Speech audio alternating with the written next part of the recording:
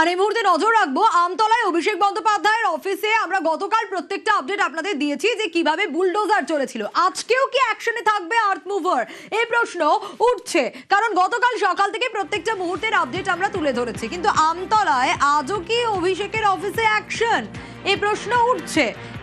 Office ঘিরে police রয়েছে, কেন্দ্রীয় বাহিনীর জওয়ানরা রয়েছে এবং গতকালই আমরা দেখেছিলাম প্রশাসনের তরফ থেকে প্রথমে যে শেডগুলো ছিল এক্সট্রা ফুটপাথের উপর, সেই শেডগুলো ভেঙে দেওয়া হয়, তারপর একে একে কার্নিশ ভাঙা হয় এবং দেওয়াল ভেঙে দেওয়া হয়, একাংশ প্রশাসনের তরফ থেকে ভেঙে দেওয়া হয়। রাতভর কার্যালয় থেকে নথি অন্যান্য যে সামগ্রী রয়েছে সেগুলো সংগ্রহ করা হয়। তাহলে আজ কি হবে, আজকের ছবিটা একটু জানবো।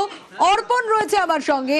অর্পণ, গতকাল আমরা দেখেছিলাম যে সকাল থেকে আমরা নজর রেখেছিলাম কিভাবে প্রশাসনের তরফ থেকে আর্থ মুভার অ্যাকশনে ছিল। আজকের ছবিটা ঠিকই, কারণ গতকাল রাতেও নথিপত্র এসব সবকিছু সংগ্রহ করা হয়েছে। আজ সকাল থেকে কি ছবি?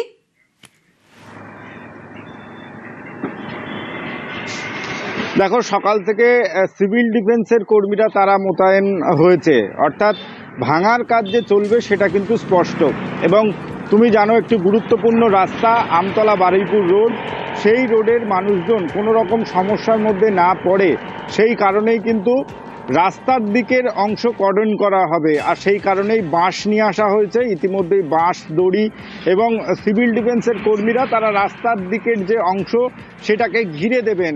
সেখানে পর্দা লাগানো হবে যাতে এই ভাঙার সময় কোনোভাবে বাইরে না আসে, কোনো মানুষ যাতে না জখম হন।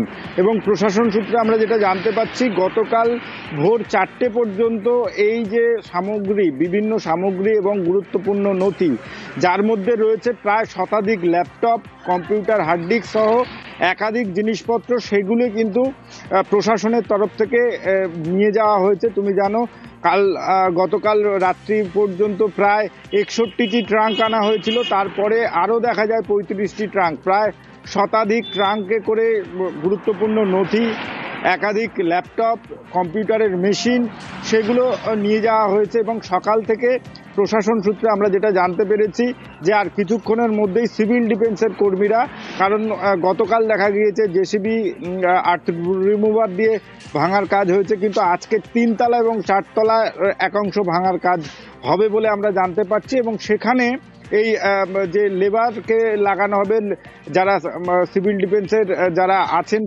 তাদেরকে নিয়ে আসা হবে এবং ড্রিল করে একাধিক অংশ ভাঙার কাজ শুরু হবে আর কিছুক্ষণের মধ্যেই।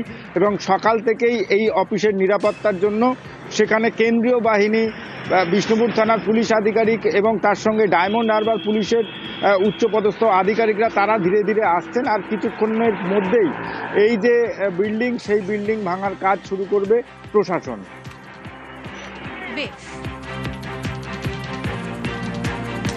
আমরা নজর রেখেছিলাম, আজকেও পুলিশ, কেন্দ্রীয় বাহিনী রয়েছে এবং গতকাল ঠিক কি ছবি ধরা পড়েছিল।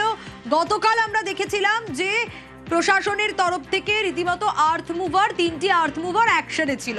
প্রথমে ফুটপাত দখল করার অভিযোগ ছিল, সে কারণে যে শেডগুলো ছিল সেই শেডগুলো প্রথমে ভেঙে দেওয়া হয়, তারপর কার্নিশ ভাঙা হয়, তারপর দেওয়াল। এবং আমরা দেখেছিলাম যে এই যে অফিস অভিষেক বন্দ্যোপাধ্যায়ের, এই অফিস নিয়ে ভুরি ভুরি অভিযোগ এবং কোথাও গিয়ে সাধারণ মানুষের যে ভয় আউট আর ভরসা ইন, এই বিজেপি সরকারের আমলে তা বলার অপেক্ষা রাখে না, কারণ এতদিন তারা বলেই উঠতে পারেনি।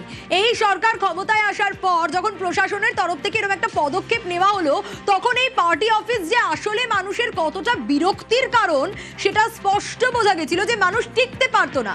অভিষেক বন্দ্যোপাধ্যায় যখন সেখানে আসতেন, 3 থেকে 4 কিলোমিটার রাস্তা শুধু স্যানিটাইজ করা হতো তা নয়, বন্ধ করে দেওয়া হতো। সাধারণ মানুষের চলাফেরার জন্য অসুবিধার সম্মুখীন হতে হতো।